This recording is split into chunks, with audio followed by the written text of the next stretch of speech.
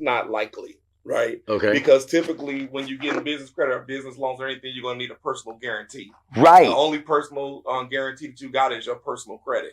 Now, they do got loans where you can only use your EIN, and those are called revenue-based loans. That means if your business is already... It's established. Making money. And it's making money, right. Then, yeah, we can use an EIN only and just base whatever it is off of your revenue, your business. But, however, there are some drawbacks with that. Because your terms is going to be crazy looking. The payback is going to be crazy looking, and the interest. Yeah, they want weekly payments. I had to take the revenue out. 30% interest on some of them. So my revenue, I think at the time that I took the loan out, it was probably making like $24,000 a week. And what they wanted, they was like, okay, we'll let you borrow. I needed to make payroll, right? And I couldn't build a department of medic. I couldn't, pay them. So I'm like, okay, I need the loan. Like I was desperate. So I got it, and I took a $12,000 loan out. The loan officer, whatever. So one thing I want to tell people is everybody got fees. I don't care who you go to, everybody, who the lender or whatever. They like, I want to pay them 10%. Whoever you find, your bank, they still got fees. So he took his fee off. And is it an early payment penalty? It depends on your terms. Yeah, but okay. Dude took his payment off, and I probably walked out about $11,300. So I got a $12,000 loan. Right. I had to pay $18,000 back, and it was like $2,000. That's like almost 40%. Week. You know what I'm saying? Because they need you to pay back fast. They already taking it out of your account. They like, all right, so we want you to give your bank statements. Your bank statements showing that this is flowing. Right. So boom, you can go ahead and cover it, but we got to be taking, anywhere from $1,000 to $2,000. And that's coming. We ain't waiting on you to pay us. We taking it clean out your account. It out. So that's why. So you don't even really want to lie and act like you got, money coming in, and it ain't really coming in because it's snatching out the. I don't care if you get the loan Wednesday. If y'all set it up for Monday, it's coming out Monday. It's coming. Regardless, and then so you'll pay it back so quick. Right. Now you pay back $18,000, and I definitely wouldn't tell nobody to do nothing like that unless I was in dire need. I had integrity. I had to pay my people. Right. It's just an option. Yeah. And you got to be willing to take that option. And you better go take that $11,000 and make some money off of it. Right, that's what I was gonna say. You must have you need that right then. It's a loss. Exactly. But, absolutely. But you better go flip that money. Ladies and gentlemen, we are back for another episode of the ItsDLai Show, and we got special guests this week. I told you we're not just gonna give y'all stories and make you feel good. We're gonna give y'all some education so you can get your shit together. Because some of y'all sitting on the couch and your shit is not together. But don't worry, don't fret. We got you today. My special guest, ladies and gentlemen, the one and only T. Anthony Money and his cousin, thought it was his wife. That ain't her. Myla Hall, ladies and gentlemen. Big round of applause for the crew. Now, what they're going to be doing, people, is giving you conspectives on your finances and how you can be a little bit more responsible and credit. Because some of y'all out there with single-digit credit scores, and that shit ain't going to fly. You're going to be qualified for nothing. Listen, we getting right into it. It's a lot of people saying that they can do these credit sweeps. A bunch of them. Yeah. A bunch of them are proclaiming to be these credit sweep gurus. Please inform us. Is that a real thing, a sweep? Well, let me say this. I'm not going to say it's not a real thing. Because okay. I will tell you how it could be. Okay. Real. But in all reality, that term credit sweep is just an action word to get people to buy. I feel like some of these people that's, doing their credit programs or, looking for customers are getting paid off of pain. So what happens is back in the day before we had the credit algorithm and we had social media and all this, the credit bureaus had real humans working on those credit reports. Mm-hmm. And so what you could do, even before my time, my mama's no time, you can call in and say, hey, I want to put a freeze on my credit report. Right. So back then when they put the freeze on your credit report and when a merchant or a retailer or somebody go to pull your credit, it would just come up blank. And so now it's looking like that you're a person that just don't have any credit. Right. So we're willing to extend you a little credit to get you started. Okay. So people will get approved for stuff and they'll go tell their friends and family, hey, Myla, they approved me. I got this girl that's doing credit sweeps. My mom paid $800 for that in like 1999. Right. It was a lot of people. Hold on. In the 90s, it was $900. This is when it was $800. It was $800. Round that thing up. It was $1,000. Yeah. It was $1,000. So it was called a credit sweep. So when you hear the word sweep, what you thinking about? Clean it up. Just Yeah. clean, It's gonna right? clean that thing. So people ran with that term, and by the time the 2010s came in, when the algorithms changed, and when people started really getting hip to credit, they were still calling in getting freezes, but it wasn't working anymore because the credit bureau started saying what? You need to call the credit company and unfreeze your credit report. Right. Let us see what's going on back there behind this frozen ass account. Yeah, exactly. So the credit sweep thing started dying, but people who are using it as propaganda and a sales pitch to still bring people in, we still believe in what happened in the 90s. Saying, oh, the credit sweep, they can clean your credit. For me doing credit for the last 10 years, in business, there is no such thing as somebody going and sweeping your credit. If that was or who do you know in Equifax? You look like you got a 900. You look like you really got your shit all the way together. Both of y'all. It ain't no Mine 9. has been up and down. But let me tell you why I say that. Yeah. You have the ability and the information. Yeah. If you do take a dip, to know how to increase Absolutely. it. You know what I mean? So Absolutely. What was it? 2 months ago, my mom somehow for 10 years she had a cable bill in my name that I didn't know. And pause 1 second. Yeah. Y'all gonna knock this shit off. You're gonna stop it today. You're gonna stop putting your kids in debt before they get you to apply for shit. Yeah. Stop it. So I had an apartment. yeah. I'm 8. Hey, if you was born in the 70s and 80s, we all know what this is about. I'm 8. I didn't, let me tell you something. This is when I found out. I know it sounds like a joke. I'm 8. Yeah. My freshman year of college, Discover card came on campus. On everybody's campus. And on everybody's campus. And they was like, we got a free t-shirt. And I was like, you goddamn right. I don't know what it is about a t-shirt that's free that you can't deny it. Yeah. I filled out the application. They ran it. They was like, oh, you're pretty good, but you have a bill that's like past due. It's been, when you send it to a creditor, not a creditor, collections. Yeah. And I was like, I don't even know what a collections is. Yeah. And I was like, okay. And she pulled it up and she was like, yeah, it was some apartment that, you didn't, I'm not going to what apartment? It's like Bethel Apartments. Bethel, I grew up in that apartment. You niggas put an apartment in I'm 8. In the light bill. I got a Little League baseball. I got a whole apartment on my name. Yeah. At 8. So I'm sorry. Back then they wasn't even, the system was so easy back then to do everything. The parents, they already messed up their name before they even got started. Right. So, but my mom, it wasn't that she tried to mess my name up. I mean, I think at the time I came back to live with her for like 6 months or so. And I think she just got it in there so I could have internet. So she put it in my name, but I didn't know that that's what she was doing at the time. And then when it lapsed or wasn't paid, she never seen it because it didn't come on her credit. Right. But a collection popped up on my credit after my credit is in the 800s. And so when I seen it and I seen my credit go down in the 700s, I said, wait a minute, and I'm calling, I ain't never had this bill. I know what to do. And I'm going to find out that's what happened. So nowadays, those collection agencies, those collections and everything that comes on your credit, it'll destroy your credit very fast. You could be at a 750, get a collection and be back down in the 600s. Fast. I mean, within one collection? Within 1 day. Or late payment within 1 day. So what's considered late? Is 30 days considered late? Days. After 30. Anything after 30 days is considered late. Your cycle, whatever the cycle is on any of your bills. So if you got to pay your car by the 15th and your bill is due on the 15th, every month on the 15th is a new cycle. So if it's not paid by the 15th at 12 a.m. Eastern Pacific time, right, it goes into a new cycle and now you're late. Is it possible to dispute something and have it removed from your credit? Or is that a myth as well? Because we're going to break some of these myths today because we need to find out from some credit gurus or really what's going on. Stop with the credit cap. Please, it's a bunch of cap out there. Oh, the credit cappers. Removed. That don't mean you don't owe it, but it can be removed. I need you to explain it for me. Report. Okay, Mila, help me out. Mm-hmm. Because when we hear remove, we hear delete it forever. No.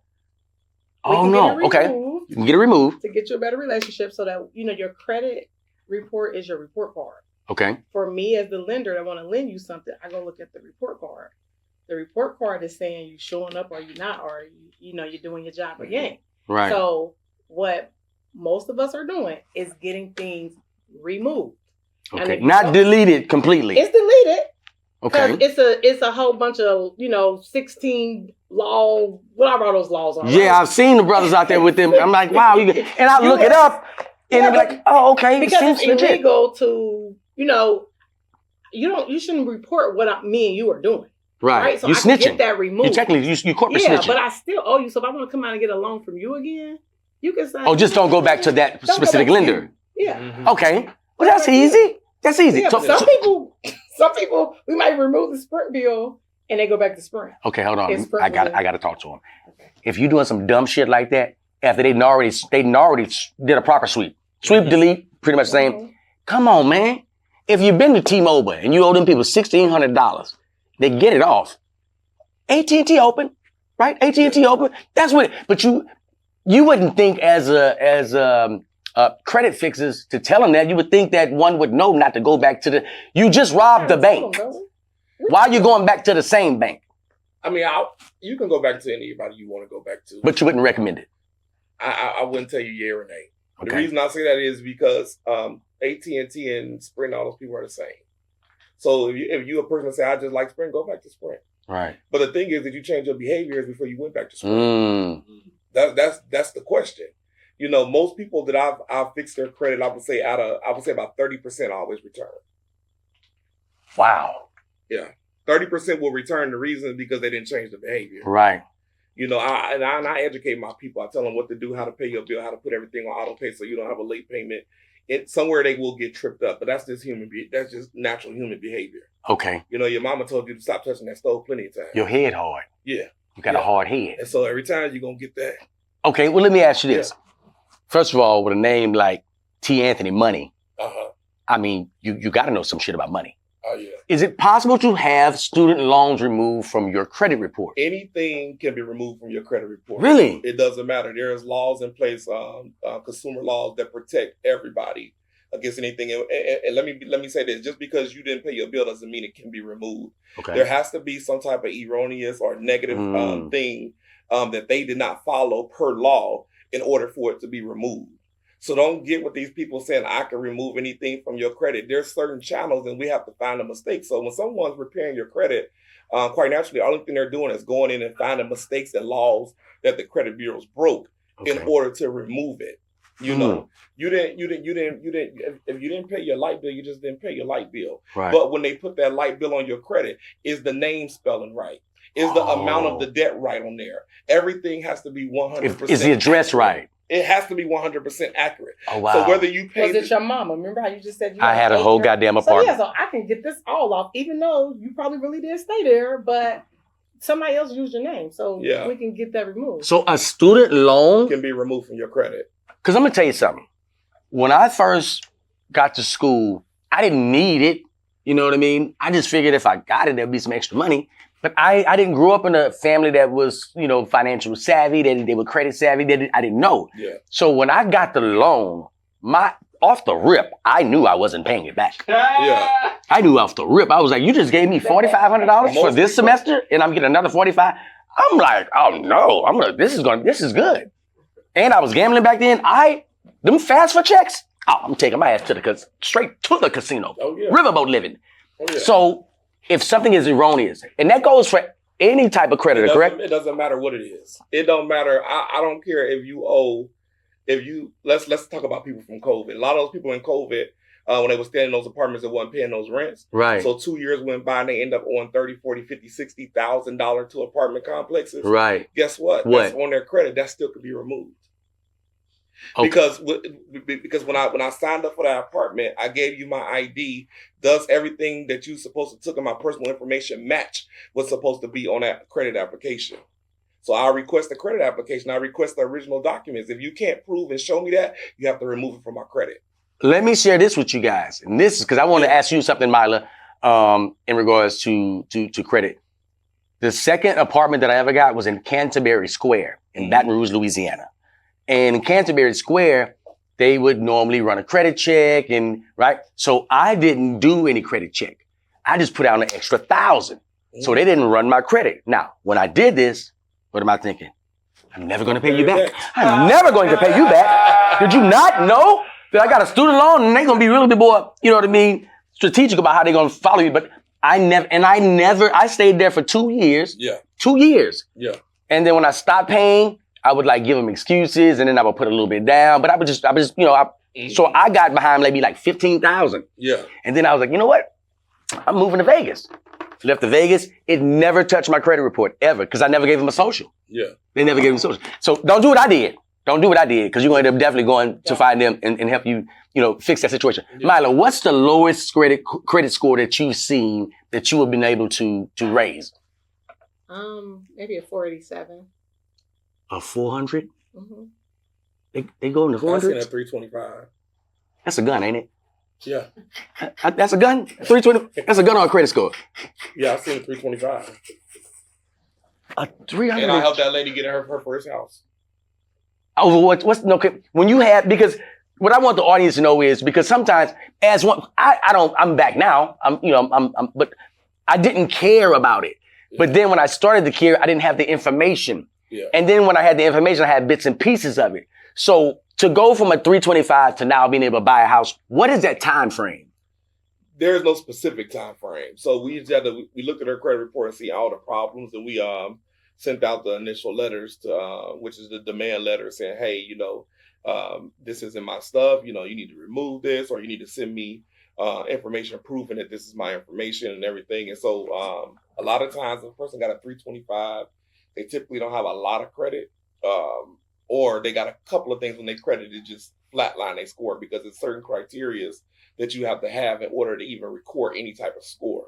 So it took her about 9 months, because not only did we have to remove a few items that she had on the credit and help. Was it a lot of stuff on her credit report? No, generally not. No, she had like 3 things. 3 things on her credit, and 2 of them was bad. The other thing was just something that she paid off along, like her errands bill that she paid off, but it was sitting on her credit. And then so not only did we have to remove those 2 things, I had to help her build her whole credit profile. Yeah, because you got to make the profile, so you can have. So my son, just in 2022, he had a 750 only because I, started adding trade lines and stuff. Right. We did it, our sons. We did that as well. At 16, 17. Well, he ended up, now at this point, he's 19. So, he's turned into a man. Mm-hmm. So he's doing stuff without, permission. Mm-hmm. So he gets in a firm program. Who knows what he bought? Probably for like $200 or $300, but just that alone. Explain an affirm program. So a firm is when you might want to rent an Airbnb, and it say if you don't have all the money, you can pay through a firm. So you can make payments, or you might want to buy an outfit from Fashion Nova, and it might be $37, and they say, hey, would you like to make payments on affirm it? Yeah, affirm. So it's $37.99, but we're gonna charge you $12.99 a month or a week or something like that. Right. So that's what a firm is. A firm is just that is bullshit. Yeah.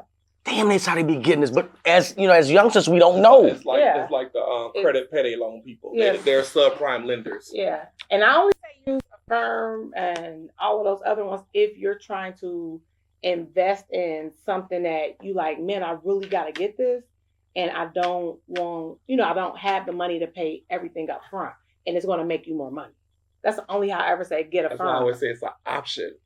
It's an option. Yeah. Oh, affirmations. What is it? What is it called? It's Affirm.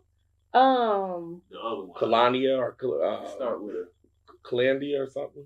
Klarna. Yeah. And school these people. I've never heard some of this shit before. Klarna. Klarna is Afterpay.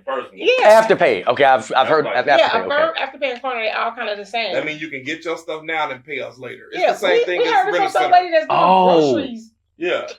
Groceries. Make the money. Concert tickets. People was using Afterpay and Klarna to get their concert tickets for Beyonce's big tour. You gotta be kidding me. All them people couldn't afford them big tickets. I was wondering. I didn't know. Yeah. I was like, they gotta be scamming. They gotta be. It's something. They were using a lot. It's the layaway. That's what it is. It's an updated layaway. It's layaway. You laying shit away. Yeah. Let me tell you about now, because you mentioned payday loans. Now, my audience knows that I was a diehard gambler. I mean, I was gambling hard.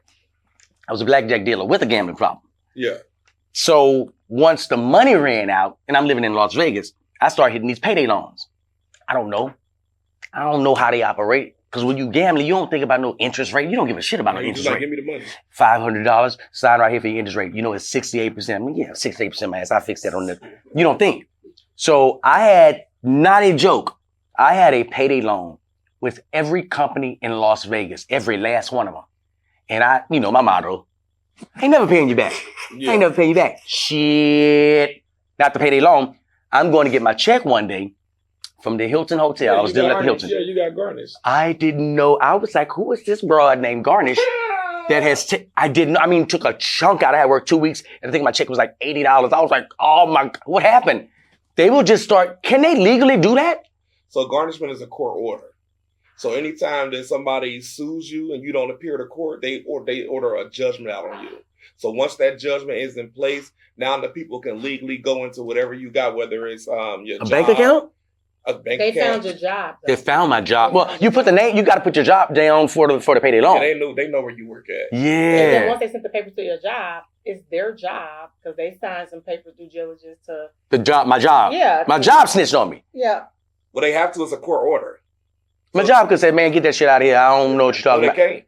They have once it's confirmed that you work there, and they by law they have to. The job would do it without you. Well, let me ask you this: T, can I say? Let's back up. This loan was given to me. I don't want to say it's not fraudulently, but look at how they're exploiting me. This is a $500 loan with a 70% interest rate. You know what I mean? Yeah. Like later you could, later on down the line they end up finding out that. But not initially once they put the court order. Not with that. But when the payday loans came and they started seeing that it was predatory lending and it was. That's what I was trying to say. Predatory lending. Yeah, okay. And they were taking advantage of. I was taking advantage of. Yeah, like I was. Then all of those people were calling in because when you would pay, and then it's like they kept restarting the program, like you never could get ahead, or you would go and reborrow. So as soon as you paid it off, you're like, yeah, let me get another 280. So again, that goes back to the beginning. The companies broke the laws. So now that the company broke the law and that stuff is on your credit, now that it's a case that has happened with that company or they've been sued, you can use that information to get those items removed from your credit. Okay. I want to switch gears and I want to go to business credit. Here's some more myths that we hear. Y'all been hearing them? You can get a loan with just your EIN. Sounds a credit card, maybe. Not. You can get a loan. I want the pros and cons of that. So there is some truth to it, but it's a whole bunch of fabrication too. Okay. So when you go to apply for a business loan, typically I would say 98% of the time they're going to want a PNG, which is a personal guarantor, right? And they're saying no docs. No, EIN, no docs. True for generally credit cards and businesses that have not been in business for over 2 years. But it's generally true for credit cards or business plans. So the loans, traditionally, you're going to need a PNG, which is your personal credit, right? Now, if you get what is called a revenue-based loan, a revenue-based loan is simply based off the revenue that your company produced throughout the year, right? Okay. So if your company let's say your company is doing $20,000 a month, and you say, hey, I need $20,000, you may not get the $20,000 that you need, but they may say, hey, we can give you $5,000, solely based off your revenue. But if I need 20. Why would you give me 2 revenue loans? But won't that take a hit? Won't your credit take a hit? No, your credit won't take a hit. They don't have your social security number if they're doing a revenue-based loan. Okay. So if they just use your EIN, let me reframe that. So once they do that, it's the terms. So if you get a revenue-based loan, the terms may not be favorable for you because they're going to want their money back weekly. Some may want it back monthly. The interest rates are going to be extremely high. And guess what? You may get a $10,000 loan and you have to pay $15,000 back. When is it a good idea to accept money with a crazy interest rate like that? So it's circumstance. It's the circumstance and the situation. So she got her payroll stuff. She had to do one time. Yeah, I had a department Medicaid. My ID number was messed up, so I couldn't bill. Okay. So I was back billed about $67,000, and payroll was still coming. So even though I had a chunk in there that was already saved, it was depleting because every payroll was every 2 weeks. Right. So and my billing was back, and they was trying to get my number cleared up. So to pay these people, either I say, hey, I got to shut down this whole company, or I had to take out that loan so that I didn't want to induce panic into the company. Okay. So I'm like, I just took it like a soldier. Like, all right, I'm gonna just pay this back, but I'm thankful that I'm able to pay them, and they don't even know what's going on because I don't want to induce panic.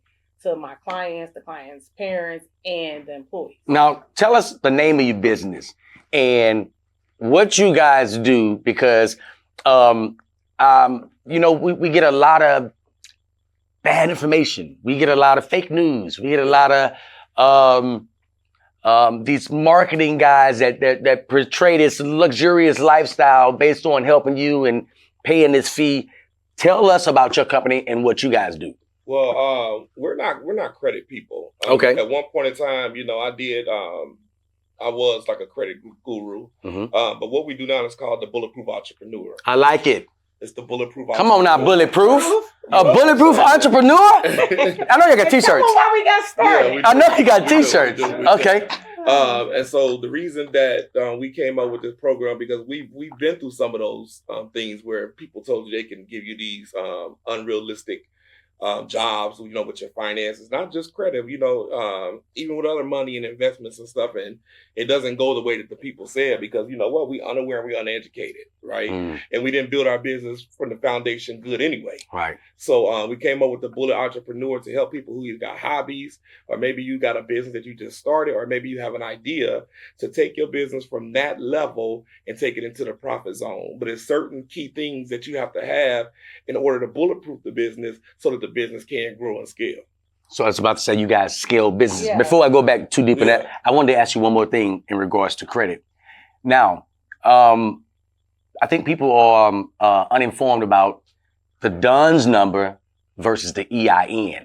Is it important to have the DUNS number? Yeah, Can you build from the DUNS number? You can't even get business credit without the DUNS number. The DUNS number is the credit agent, one of the credit bureaus for business. Yeah, so get that after. You want to get, after you get the EIN number, immediately after you get the business formation done and the EIN number, get the DUNS number immediately. So y'all help structure companies. Absolutely. All of that. All Okay. of that. So we take people through those steps. So you got to think in the beginning, when I started a business, it was like, okay, what is a business license? Okay, I got the business license. I'm in Ohio, so I go to the Ohio Secretary of State. And they like, well, do you have EIN? What is that? Okay, I go to that. They like, well, okay, what's next? A bank account. So now you're taking a bank account. But all of those steps, like, I didn't know. I just kind of felt my way through it. So we actually guide people through all of that stuff. Like, okay, you're going to get your LLC, your EIN, your DUNS, open up the bank account, make the bank account, make a savings account, high yield, high yield savings account, and put these different things in, start a payroll system if it's going to be more than just shoes. Open up a unemployment account if you're going to pay other people and it's not going to be 1099. A lot of people don't even know that. Like when I started, I didn't know anything like that. If you're going to pay people per hourly, then you got to understand overtime. I got hit with a 40,000, I think it was 20,000, but the going to payment plan was 40,000 to pay back because I just didn't pay people the hours that they worked, like overtime hours. So next thing you know, the Department of Labor was knocking on my door saying, hey, y'all guys owe 20,000, but if y'all want to make payment plans, y'all gonna pay us back 40,000. And it went out to people's checks for that whole year. I would have shut our business down. So we got those things that guide you through all of that stuff. Depending on what type of business you got. If it's a lawn care, then it's probably going to be 1099. Solopreneur type stuff. If you're going to hire people, that kind of stuff, W-2s. Most of us, people of color, really suffer from our business be running, but we don't file our taxes. You know what I'm saying? So now we're putting accountants in place, just be willing to invest before you start living off your business and taking all the money and all that kind of stuff. Put the money where it belongs so that you don't got to worry about it no more. Another thing I believe that we get caught up in being entrepreneurs is not structuring it properly. You got a business with a goddamn Hotmail address. Yeah. Like all that is in the Bulletproof program. Yeah, the email, I did forget about all that stuff. So the email, what is it called? Your address, a business address, the phone number. All of those steps are in there. So like even if y'all text the word bullet, so we're going to give you the number, you text the word bullet. Right now we're giving a free ebook to the people that watch this within the next 60 to 90 days because this book is full of information that's worth way more than free if you're a self-starter type of person.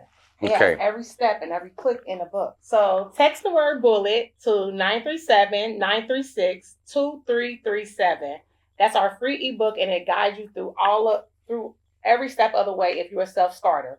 Make sure you text the word bullet to 937-936-2337 and follow us on Instagram, MyLove2004, City Span Solutions, and the Brand Boss ATL.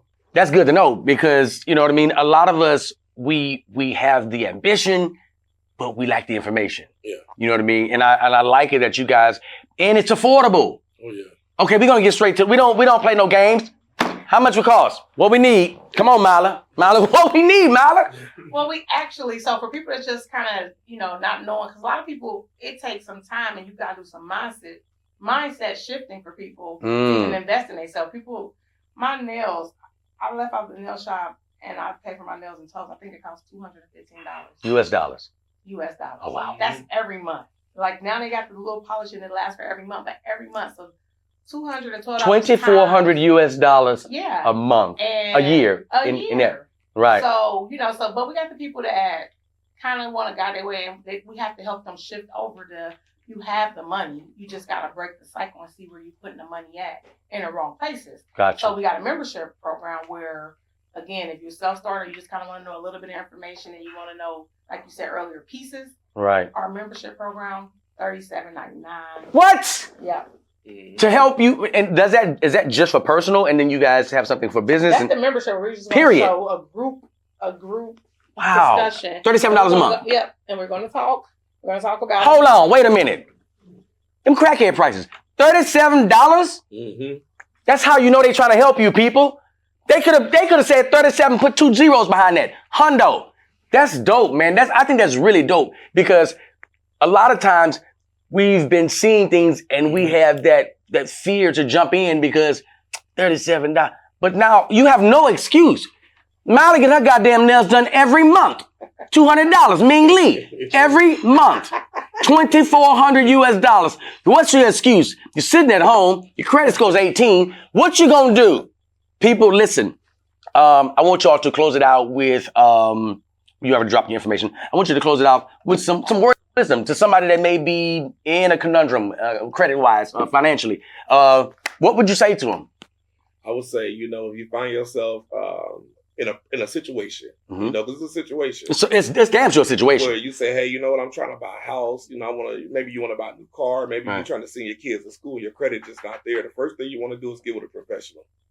Get with somebody who's really true to the game. Mm-hmm. They're gonna give you step by step on what needs to be done, and don't think you go in there and get your credit fixed for 2 and 3 months. Right, it's a process. I usually tell my people you need about 6 months to a year, depending on the severity of your credit. Some of y'all gonna need more time, right. But you'll see results as the process goes. You gotta go through the process, right? It's not gonna happen overnight, but it didn't take you 6 months to mess up your credit, right. So it takes time to get it restored. But get started immediately. Mm-hmm. If someone's asking you $2,500 or $5,000, to fix your credit, you got to determine whether or not that's something that you even know that you can do first. Right. And I'm not saying like is that a real number though? Yeah. $5,000 US dollars? Hey, I've seen people charge some stuff for some credit repair. And you said something earlier. You was like, hey, listen, if somebody's giving you this information saying they can do it this fast, it's almost like saying, hey, I got this cocaine that I whipped up, and you didn't use cocaine. Yeah, I jumped out the box. I said just like you grew some weed in 3 days. And say, right. Hey, I grew this ganja for you in 3 days, and it's it is what it is. But we all know that ain't no damn way nobody grew no ganja for you in 3 days. And he's putting in our membership. If people don't want to, because at the end of the day, it's our time. This is Absolutely. What we do. This is our profession. He's actually put in the membership how a person can go through the steps and fix their own credit and take the letters and all that kind of stuff. But those are the people that's self-starters. Most of the time, you're paying us to do what you don't want to do. The same how you pay someone to cook your food, clean your house, train you. Yeah, so in the membership, you can actually go in there and you can get all the materials you need to go fix your own credit. Okay, so you don't have to. You don't guys have to go to no program or no system or Right. anything. You solely have access to that stuff to go in there and fix your own stuff. Because it can be done. Is it likely? Not for most people. Right. Because you just don't have the time. Maybe you work at a full-time job. Maybe you got a house full of kids. Right. Maybe or some people just, I don't want to be bothered with it. Well, then there's services that can help you as well. So don't knock it. And he created that because truthfully, I had to beg him and be like, hey, let's put this part. He's like, I'm done with credit.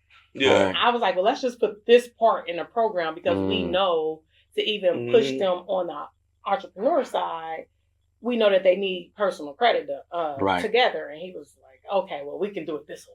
Is there a community group that you guys have that you meet in? And we have a community group, and we'll be able to, once they text and, for the ebook and all that, they'll be able to go through a channel to get what they need. And to make sure I heard it right, that is a free ebook. Yeah, we got a free ebook, but we also limited time. Limited time.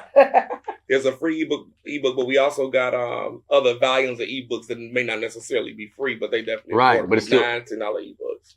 And listen, people, I told you this season it wasn't just going to be us bringing you stories. I wanted to make sure you guys are educated about excelling and becoming more in your life. Start investing in yourself. Milo was mentioning that earlier. Oh, yeah. That, hey, listen, you can't be afraid to invest in yourself if you're trying to grow. Every business is going to require you to take some sort of action, some type of risk. And this is the perfect platform right here with this information that you guys are giving. I want to thank my guests today for joining us, T. Anthony Money, and the wonderful Myla Hall. Bulletproof Entrepreneurs. Bulletproof Entrepreneurs. We'll see you guys next week on The DLai Show.